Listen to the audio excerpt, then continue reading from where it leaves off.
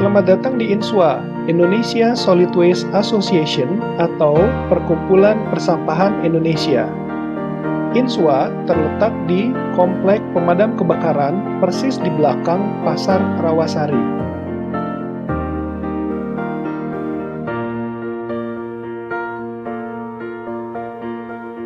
Yuk kita kenalan dengan Ibu Sri Bebasari, pendiri INSWA. INSWA adalah tempat penelitian dan pelatihan. Dalam pelatihan di INSWA, banyak sekali peserta dari berbagai macam lapisan masyarakat, dari pengusaha, pemerintah, hingga masyarakat awam. Sampah yang masuk ke INSWA memang kebanyakan belum dipisahkan oleh masyarakat, sehingga staf dari INSWA masih harus memisahkannya dengan cara manual, yaitu memisahkan antara sampah yang masih bisa di-recycle, sampah yang menjadi residu yang harus masuk ke TPA, dan sampah yang bisa menjadi bahan untuk pembuatan kompos. Bahan yang masih bisa digunakan untuk recycle akan menjadi bagian dari pengelolaan yang dilakukan oleh bank sampah.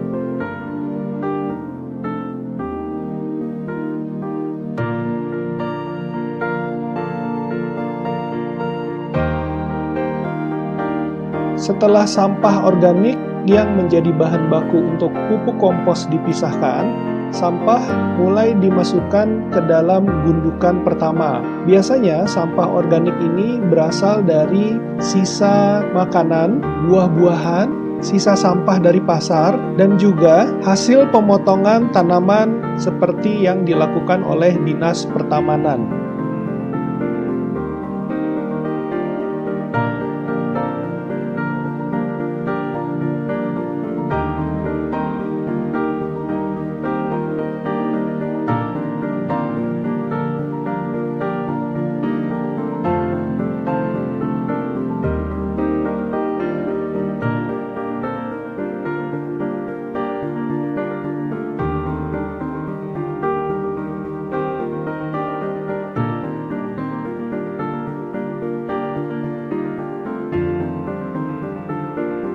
Setiap harinya, gundukan kompos akan disiram untuk memberikan kesempatan kepada mikroorganisme yang akan menguraikan kompos menjadi elemen-elemen yang lebih kecil. Hasil dari penyiraman ini adalah gundukan hanya menjadi lembab saja, tidak boleh menjadi basah karena justru akan mengakibatkan bakteri yang bersifat anaerobik hidup dan membuat sampah menjadi bau.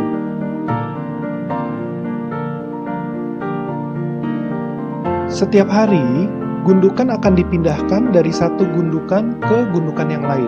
Fungsi dari pemindahan ini adalah untuk memberikan oksigen kepada gundukan karena bakteri yang bekerja untuk menguraikan sampah adalah bakteri aerobik yang memerlukan oksigen.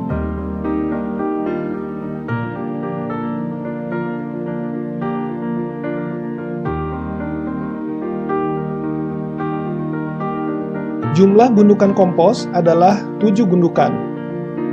Masing-masing gundukan mewakili 1 minggu dari keseluruhan proses, sehingga pada akhir minggu ke-7, sampah telah terurai menjadi pupuk kompos. Sampah lalu disaring dengan menggunakan mesin. Meskipun demikian, perlu ditekankan bahwa mesin bukanlah elemen yang paling krusial, karena bisa dilakukan juga dengan cara manual.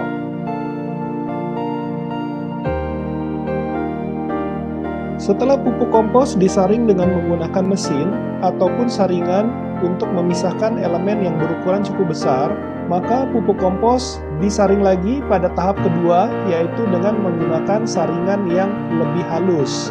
Cara ini biasanya bisa dilakukan secara manual dengan menggunakan saringan yang biasa digunakan untuk saringan pasir. Hasilnya adalah pupuk kompos yang dapat kita gunakan untuk kehidupan kita sehari-hari. Kami tunggu ya kedatangan Anda di INSWA.